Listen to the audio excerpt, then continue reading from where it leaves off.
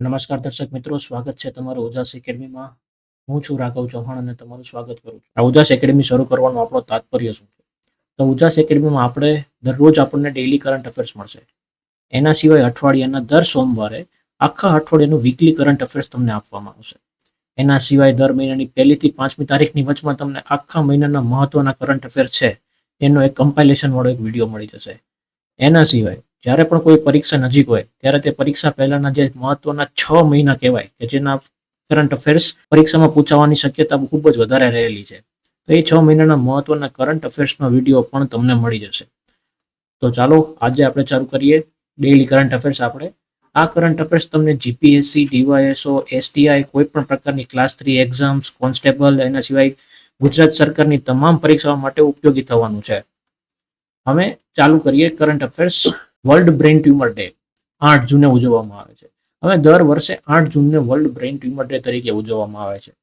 એનો મુખ્ય ઉદ્દેશ્ય શું છે? તો કે દર્દીઓ અને તેમના પરિવારજનોને બ્રેઇન ટ્યુમરના જોખમ અને એની સારવાર વિશેની જાગૃતિ આપવાનો છે. જર્મન બ્રેઇન ટ્યુમર એસોસિએશન દ્વારા 2000ની સાલમાં તેની શરૂઆત કરવામાં આવેલી હતી.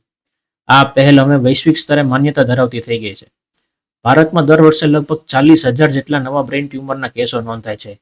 ઇનફેક્ટ 2025માં અત્યાર સુધીમાં તો 28,000 જેટલા કેસો નોંધાઈ પણ ચૂક્યા છે. હજી 6 મહિના થયા છે ત્યાં સુધીમાં.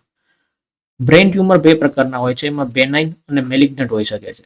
એનામાં લક્ષણોમાં શું છે? તો કે માથાનો દુખાવો, દેખાવામાં ફેરફાર, ફિટ્સ, સ્મૃતિભંશ વગેરેનો સમાવેશ થાય છે. નાગપુરના એક પ્રખ્યાત ન્યુરોલોજીસ્ટ છે, તેમનું નામ છે ડોક્ટર ચંદ્રશેખર મેશ્રમ. એ શું કરે છે કે આને નડતા લક્ષણોની વહેલી તકે ઓળખાણ થાય એના માટે જાગૃતિ ફેલાવવાનું કામ કરે છે. ચાલો આગળ વધીએ. તો કે કચ્છના મોટા રણમાં માનવ વસાહતના પ્રાચીન પુરાવાઓ મળ્યા છે. આઈઆઈટી ગાંધીનગર અને એના પુરાતત્વવિદોએ કચ્છના મોટા રણમાં માનવ વસાહતના પ્રાગ ઐતિહાસિક પુરાવા શોધ્યા છે, જે ભારતના આધુનિક ઇતિહાસ માટે ખૂબ જ મહત્વપૂર્ણ છે. આ શોધમાં તેમને શું શું મળ્યું? તો કે પથ્થરના સાધનો, હથિયારો અને આગ લગાવવાની જગ્યા એટલે કે હોર્સ, એના અવશેષો મળી આવ્યા છે. પુરાવાના આધારે એવો સંદર્ભ મળે છે કે આ વિસ્તારમાં આશરે 10,000 થી લઈને 20,000 વર્ષ પહેલા પણ માનવ વસાહત હાજર હતી. આ માનવો પેલિયોલિથિક અને મેસોલિથિક યુગના હતા, જેનો સંબંધ પ્રાથમિક માનવ વિકાસ સાથે છે. એટલે કે જ્યારથી માનવ ઉત્ક્રાંતિ શરૂ થઈ છે, જ્યારથી માનવ આદિમાનવમાંથી આધુનિક માણસ બનવા તરફ પ્રયાણ કર્યું છે, એની સાથે પણ તેનો સંબંધ રહેલો છે. આ શોધ સિંધુ ખીણ સંસ્કૃતિની પૂર્વવર્તી માનવ વસાહતો વિશેના મૂલ્યાંકન માટે ખૂબ જ મહત્વની છે. કચ્છ ભારતનો સૌથી મોટો જિલ્લો છે, જે તમારા કરંટ અફેર્સ માટે અને જનરલ નોલેજ માટે પણ બહુ ઇમ્પોર્ટન્ટ ટોપિક કહી શકાય. એમાં પણ મોટા રણમાં યુનેસ્કો લિસ્ટેડ વિશાળ ખારું રણ પણ આવેલું છે. હૈદરાબાદમાં 80 એકરનું એક ઇકો ટાઉન બનાવવામાં આવી રહ્યું છે, જે જાપાનના કિતાક્યાસુથી પ્રેરિત છે. હૈદરાબાદમાં 80 એકર વિસ્તારમાં ઇકો ફ્રેન્ડલી ટાઉન ડેવલપ કરવાનું આયોજન શરૂ થયું છે. આ યોજના માટે જાપાનની કિતાક્યુસુ પદ્ધતિ અપનાવવામાં આવશે, જે વિશ્વ પ્રસિદ્ધ ટકાઉ અને સફાઈ આધારિત વિકાસ માટેનું એક મોડલ છે. હવે આ પદ્ધતિ હેઠળ ઉદ્યોગો, રહેણાંકો અને ગ્રીન સ્પેસ છે અને રિસોર્સ રિસાયકલિંગની સંકલિત વ્યવસ્થા કરવામાં આવી છે. આ રિસોર્સ રિસાયકલિંગ એટલે શું? કે તેમાં પાણીનો પુનઃ ઉપયોગ, ઘન કચરાની વ્યવસ્થા અને એનર્જી એફિશિયન્સી ઉપર ઇમારતો બનાવવામાં આવશે. હૈદરાબાદ મ્યુનિસિપલ કોર્પોરેશન અને જાપાનની એજન્સીઓ વચ્ચે સહયોગથી આ પ્રોજેક્ટ અમલમાં આવશે. કિતાક્યુસુ શહેર 1960ના દાયકામાં ગંભીર પ્રદૂષણની સામે લડીને ટકાઉ વિકાસનું આદર્શ ઉદાહરણ પૂરું પાડ્યું છે. આ પ્રોજેક્ટ એસડીજી 11 એટલે સસ્ટેનેબલ ડેવલપમેન્ટ ગોલ 11 નંબર એટલે કે સસ્ટેનેબલ સિટીઝ એન્ડ કોમ્યુનિટીઝને અનુરૂપ છે અને આગામી પેઢી માટે પર્યાવરણ જાળવવાનો પણ એનો શ્રેષ્ઠ પ્રયાસ કરે છે. કેરળના વન્ય પ્રાણી સુરક્ષા અધિનિયમમાં સુધારાનો પ્રસ્તાવ કેરળ સરકારે મૂક્યો છે.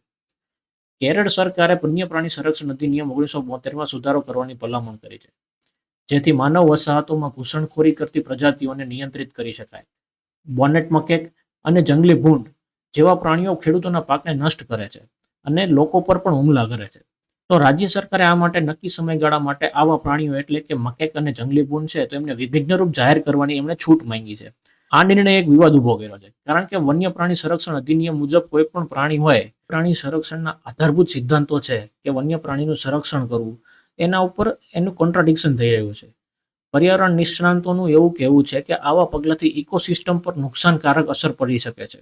વાઇલ્ડ લાઇફ પ્રોટેક્શન એક્ટ 1972 અનુસાર દેશની અનેક પ્રજાતિઓને શેડ્યુલ 1 to શેડ્યુલ 5 હેઠળ સુરક્ષા આપવામાં આવે છે. પીપરાવા યુપીના અવશેષો.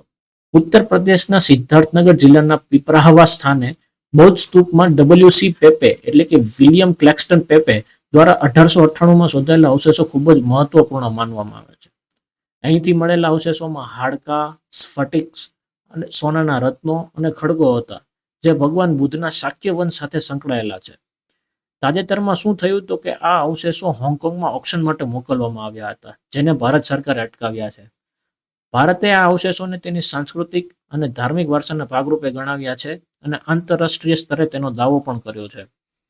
આ અવશેષો એક સમ્રાટ અશોકના યુગમાં બુદ્ધ ધર્મના વિસ્તરણના મહત્વપૂર્ણ સાક્ષી હતા એવું માની શકાય. ઇન્ડિયન મ્યુઝિયમ કોલકાતા, જ્યાં આ અવશેષો અત્યારે સંગ્રહિત છે. ક્રિટિકલ મિનરલ્સ નિયમન કાયદામાં સુધારો. ભારત સરકારે ખનિજ વિકાસ અને નિયમન અધિનિયમ અને ક્રિટિકલ મિનરલ્સ રેગ્યુલેશન કાયદામાં સુધારાની યોજના ઘડી છે. દુર્લભ અને સ્ટ્રેટેજિક મિનરલ્સ જેવી કે રેર અર્થ મિનરલ્સ, નિયોબિયમ અને વેનેડિયમ જેવા ખનિજોની શોધ અને ખનન માટેની પોતાની નીતિમાં તેમને સુધારો કરવાનો ઉદ્દેશ્ય છે. ચાઇનાએ પોતાના દુર્લભ ખનિજો છે એની નિકાસ ઉપર નિયંત્રણ મૂક્યું છે, તો એના કારણે ભારતે પણ પોતાની નીતિ એકદમ મજબૂત બનાવવી પડશે. 5600 કરોડના રોકાણથી નકામા ખનિજ કચરાનો ઉપયોગ, વિદેશમાં વિસ્તાર અને ડોમેસ્ટિક મેગ્નેટના ઉત્પાદનમાં સુધારો કરવાની યોજના આ કાયદાના સુધારામાં મૂકવામાં આવી છે. 2023-24માં શરૂ થયેલા નેશનલ ક્રિટિકલ મિનરલ્સ મિશન અંતર્ગત આ પ્રયાસો કરવામાં આવી રહ્યા છે. આ ખનિજોના ઉપયોગથી ઇલેક્ટ્રોનિક્સ, ડિફેન્સ અને પવન ઉર્જા ક્ષેત્રો માટે વિકાસ ખૂબ જ ઝડપથી શક્ય બનશે. ચાલો હવે આપણે આગળ જોઈએ. ચાઇનાએ પોતાની એક નવી સાયલેન્ટ રડાર ટેકનોલોજી વિકસાવી છે. ચાઇના દ્વારા ટેસ્ટ કરાયેલી પેસિવ રડાર ટેકનોલોજી એક પ્રકારની સાયલેન્ટ રડાર સિસ્ટમ છે. આમાં શું કરશે તો જેમ આમાં દર્શાવવામાં આવ્યું છે તેમ એક વિમાન જશે અને એ સિગ્નલ આપશે અને બીજું વિમાન છે એ આ સિગ્નલોને સાંભળશે. આ ટેકનોલોજી ટેન્કો, જહાજો અને હલનચલન કરતી વસ્તુઓના દુશ્મનને જાણ થયા વિના પતાવટ કરે છે. ડે નાઇટ સર્વેલન્સ માટે પણ આ ખૂબ જ ઉપયોગી થવાની છે. અને સ્ટેલ્થ ઓપરેશન, સ્ટેલ્થ એટલે કોઈને ખબર પડે નહીં અને પોતાનું ઓપરેશન કરીને આવી જાય, એવી રીતે તેનો ઉપયોગ કરવા માટે પણ આ ટેકનોલોજીનો ઉપયોગ થઈ શકે છે. આ બાયસ્ટેટિક રડાર સિસ્ટમ આધુનિક ડિજિટલ સિગ્નલ પ્રોસેસિંગને સમાવે છે, જેનાથી વિશ્વની સૌથી આગવી ટેકનોલોજી બની ગઈ છે. ભારતીય નૌકાદળનું પ્રથમ એન્ટી સબમરીન વ્હીકલ એટલે કે INS અર્નાલા, જે અત્યારે 18 જૂન 2025ના રોજ વિશાખાપટ્ટનમ ખાતે આ જહાજનું ઉદ્ઘાટન થવાનું છે. આ જહાજ GRAC એટલે કે Garden Reach Ship Builders and Engineers અને L&T દ્વારા ભારતમાં જ તૈયાર કરવામાં આવ્યું છે. એમાં 80%થી વધુ વપરાયેલા કમ્પોનન્ટ્સ એ આપણા દેશી છે, એટલે કે જેનો આપણે મેક ઇન ઇન્ડિયાનો આપણે પ્રચાર કરીએ છીએ, તો એને અંતર્ગત આર્યું બનાવવામાં આવેલ છે. આ નૌકાને તળગત વિસ્તારોમાં સબમરીનની શોધ, બચાવ કામગીરી અને કોસ્ટલ ડિફેન્સ માટે તૈયાર કરવામાં આવ્યું છે. હવે આ INS અર્નાલા છે એ એન્ટી સબમરીન વોરફેર છે. એન્ટી સબમરીન વોરફેર એટલે શું કે સબમરીન છે એને કોઈ સબમરીન ઊંડા પાણીમાં જ હોય તો એને પણ શોધી શકવાની અને તેને નષ્ટ કરવાની સક્ષમતા આ INS અર્નાલામાં છે. આ INS અર્નાલાએ ભારતના સાગર એટલે કે security and growth for all in region અને એક્ટ ઈસ્ટ નીતિને વેગ આપે છે. નેક્સ્ટ જોઈએ IAF એટલે કે ઇન્ડિયન એરફોર્સનું દેશી આઈ-સ્ટાર વિમાન. હવે ભારતની એરફોર્સ માટે આઈ-સ્ટાર નામનું નવીનતમ વિમાન તૈયાર કરવામાં આવી રહ્યું છે, જે ઇન્ટેલિજન્સ, સર્વેલન્સ અને ટાર્ગેટ એક્વિઝિશન, રિકનેઝન્સ માટે આ ઉપયોગી રહેવાનું છે. અંદાજે 10,000 કરોડના ખર્ચથી બનાવેલા આ વિમાનમાં DRDO દ્વારા તૈયાર કરેલા સેન્સર અને ઇલેક્ટ્રોનિક્સ લગાવવામાં આવ્યા છે. આ વિમાનમાં દિવસ અને રાત બંને સમયગાળામાં ટાર્ગેટ શોધી શકવાની અને ચોકસાઈભરી સ્ટ્રાઇક કરવાનું શક્ય બનશે. આ વિમાનથી ભારત ISR પ્લેટફોર્મમાં અમેરિકા અને ઇઝરાયલ જેવા દેશોની સમકક્ષ શક્તિ પ્રાપ્ત કરશે. હવે મેરબેકો વાયરસ. હવે મેરબેકો વાયરસ છે નેચર કમ્યુનિકેશન્સમાં પ્રકાશિત અભ્યાસ મુજબ ચાઇનાના ચામાચીડિયામાં જોવા મળેલા HKU5 મરબેકો વાયરસ માનવજાત માટે સંભવિત જોખમ બની શકે છે. વૈજ્ઞાનિકોએ જણાવ્યું છે કે આ વાયરસ માત્ર એક જ મ્યુટેશનથી માનવના S2 રિસેપ્ટર છે એની સાથે જોડાઈ શકે છે. આ વાયરસ જો માનવ શરીરમાં પ્રવેશ કરે તો નવો રોગચાળો ફેલાવવાની સંભાવના રહેલી છે. વૈજ્ઞાનિકો વૈશ્વિક સ્તરે ઝૂનોટિક રોગો, ઝૂનોટિક એટલે કે જે પ્રાણીઓથી થાય છે એવા પ્રકારના રોગો માટે વધુ સજાગતા અને લેબ સલામતીની જરૂરિયાત જણાવી છે. મર્સ-CoV-2 2012માં પણ આ જ પ્રકારના મરબેકો વાયરસ કુળમાંથી જ આવેલો હતો અને એનો મૃત્યુદર લગભગ 34% હતો. એનો મતલબ કે જેમાં 100 જણાને આ રોગ થાય તો એમાંથી 34 જણાનું મૃત્યુ કન્ફર્મ છે. હવે ઝુડપીના જંગલ જમીન. ભારતના સુપ્રીમ કોર્ટે મહારાષ્ટ્રના વિદર્ભ વિસ્તારમાં આવેલા 86,000 હેક્ટર જેટલી ઝુડપી જંગલ જમીનને ઔપચારિક રીતે જંગલ જમીન જાહેર કરી છે. આ નિર્ણય ગોદાવર્મન કેસ 1996 કે જેના આધાર પર લેવામાં આવ્યો છે કે જે ભારતના પર્યાવરણ કાયદાઓ માટે ખૂબ જ મોટો અને ઐતિહાસિક ચુકાદો હતો. આમાં 1996 પહેલાના શૈક્ષણિક અને આરોગ્ય સંસ્થાઓ જે પહેલા અહીં સ્થપાઈ ગઈ છે એમને છૂટ મળશે, પણ એના પછીના કોઈ પણ ગેરકાયદેસર જાહેર કરી એના ઉપર કાર્યવાહી કરવામાં આવશે.